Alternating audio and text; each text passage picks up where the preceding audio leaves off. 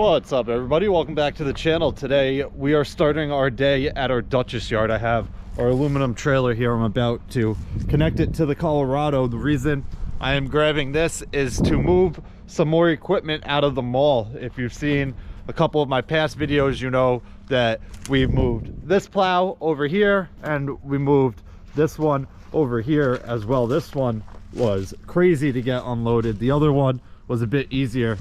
This one we had to tip up onto this trailer, drive the trailer out, and then let it kind of fall back down on its face. The other one, luckily my father was here as well, so him and Kevin both ran a toolcat. I kind of watched and made sure everything was going up smooth. We lifted it up, I drove the trailer out, they went forward and dropped it over there. But we have a couple push boxes and some wing plows. I think today we're gonna load 2 push boxes on here and bring them up at the end of the day, but we'll figure that out when we get there. I also picked up a blade for our loader at our Orange County yard, which we had sandblasted and painted earlier in the year. So we're gonna stop and install that today as well. But let us get down into the county and we'll figure out what we're throwing on this trailer. All right, guys, so we came to our shop first and we got a new salt spreader delivered this morning. This is a 10-foot Smith spreader and it is a chain driven spreader. You can see right there's the chain down inside. You can see all the chain. The reason we bought this is actually as a bit of a project. We don't need this salt spreader, but we have, I think, 3 slide-in augers at our Dutchess yard. So our plan with this is to take the chain off, everything that runs the chain, all of that off, clean it off, and then we have to get a piece of rounded channel of stainless, and we're gonna weld that in all the way across pretty much where the chain is, but it's going to be down lower, and then we're going to slide an auger in here back on the end over here. We're going to have to close this off where the chain loops around. If you've seen any of my other videos where we talk about salt spreaders, you know that we like the auger driven ones more than the chain ones because it's a fully enclosed tub. You're not dropping material down on your truck, down in the frame, on anything underneath the salt spreader. It is pretty much fully enclosed as long as all of your welds are complete or you seal the gaps. This might be a good example. You can see they don't fully weld it. They do like little tacks every, like, I don't know, 4 inches or so, and when it's wet you'll get salt seeping out through these gaps. So what we've done is used a sealer to close off most of those gaps to stop that from happening. So this salt spreader is kind of just going to hang out here for now until we have some free time, and then it'll be our test subject and we'll see if we can convert it to an auger driven one. And then if that's the case, we have 2 more augers, so we'll probably try and get 2 more chain driven spreaders that are cheap and convert them as well. I have the blades for a cat wheel loader.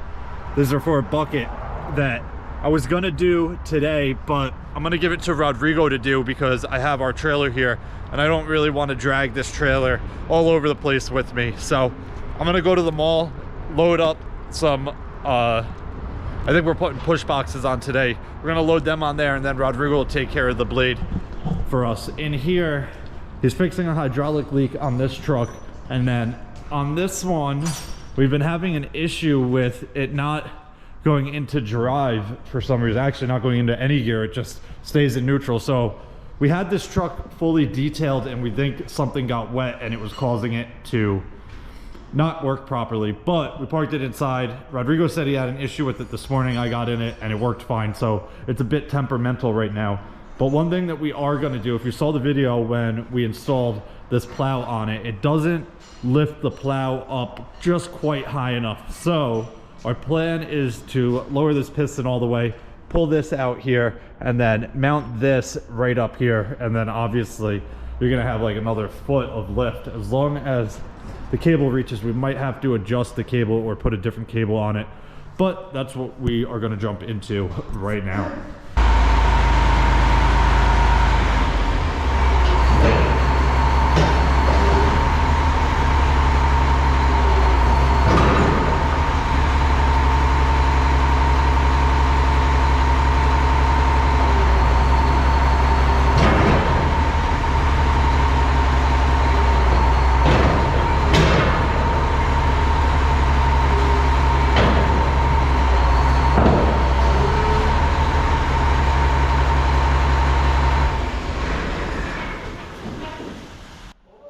All right, guys, so we went ahead and made a new cable for this. The other one was just slightly too short. It was about right here, and we needed to get, well, actually it would be like right here, and we needed to get to here. So we cut a new cable and we saved the old one, but this lifts much better now. It only touches the corner when you mess with the angle while it's already in the air. So if you're down or you angle it one way and then lift, you're all right. But when you go to angle to the opposite side when it's up, the cable just doesn't slide correctly. But you just got to put it down and then angle it again and it works fine. But I think we're about to pull this truck outside and then we're gonna head to the mall.